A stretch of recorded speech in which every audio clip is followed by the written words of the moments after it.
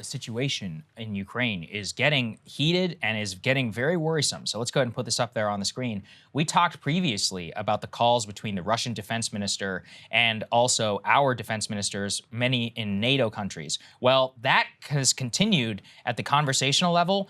Even more worrying, some between the chiefs of staff of the U.S. Joint Chiefs, General Mark Milley, and his Russian counterpart, as well as the UK and as well as France. The Russians are not dropping this so-called dirty bomb language.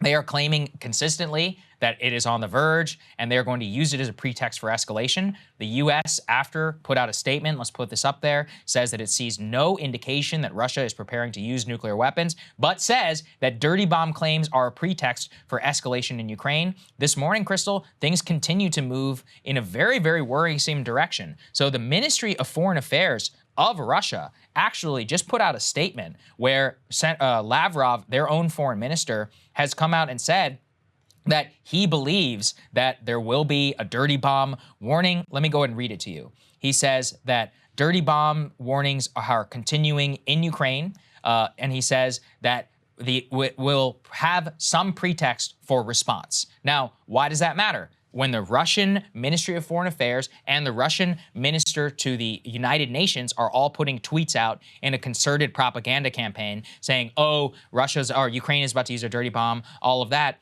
At the same time, by the way, the U.S. warning about no potential nuclear threat on the Russian side, that does not currently stand. Max Sedon, who is the Financial Times correspondent in Moscow, Moscow Bureau, put out a statement actually showing that a U.S. official said on background to reporters that there were some worrying signs. Yeah, so you have that. This is pulled from a New York Times article. It's kind of buried in there, sort of like classic bury the lead. But one senior U.S. official said there were new troubling developments involving Russia's nuclear arsenal.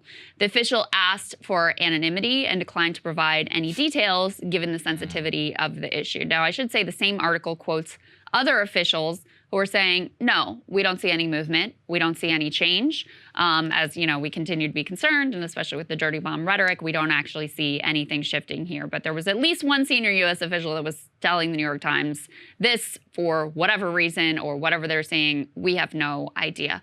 And, we should also say, remember the very beginning of the invasion, there was all kinds of rhetoric coming from the Russians about oh, the Ukrainians are going to do this and the Ukrainians were going to do that. And the whole idea then, too, was oh, this is a false flag. And they're going to say that it's the Ukrainians, even though they're the real ones that are doing it. And that actually never really happened.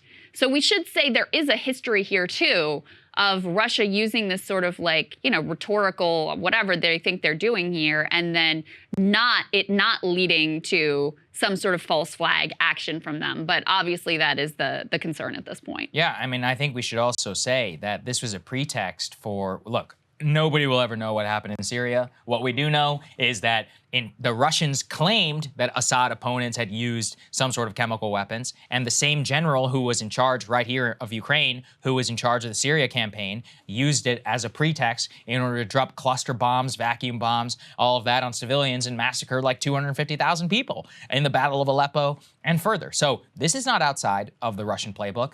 What some people are saying is that they're worried about Russian nuclear escalation. I mean, I'm worried just as much also about conventional. A lot of people can die in a conventional war. They have a hell of a lot of munitions if they want to, and they can launch a full-fledged attack. They've got all these conscripts. I mean, we'll see if they're even useful on the battlefield, but bodies are bodies. We have no idea. Kherson, they keep saying it's going to fall. Hasn't fallen yet. We don't know what exactly that looks like. Belarus has a troubling sign. They have a variety of options that they can reach into if they want, and the fighting season really only has 3 weeks left in terms of the ground and before snow and muddy conditions strike the region. So we'll see. Right now is a very, very tense time. I think it's probably the best time in the world to have a debate, and it's also the time whenever we are lacking it completely. We're not allowed to do that. Let's put this next one up there also from Ukraine's own commander of forces on the ground. In that CBS News interview that we showed and talked to you a little bit about yesterday, he said, quote, "The world should be worried about a Putin nuclear threat. Not from us, from the Ukrainians." Now, of course, they say, if so, then the U.S. should come into the war, all of that. So maybe they have an incentive in order to continue pumping these up because they effectively just want the U.S. to fight the war for them. But listen, I mean, troubling rhetoric all around, and we are forced to take it seriously, even if we would like to see a different outcome. Indeed. Cable news is ripping us apart, dividing the country, making it impossible to function as a society, and making it impossible to know just what is true and what is false. But the good news is they are failing and they know it. That is why we're building something new, a new mainstream, a healthier one, something more trustworthy, something that we are going to need in one of the most pivotal times in American history. We are building up here for the midterms, for the upcoming presidential election, but we need your help. So if you can help us out by becoming a premium member today at breakingpoints.com, we're trying to change America for the better and the entire world. So what are you waiting for, guys? Go to breakingpoints.com and sign up and help us build a new mainstream.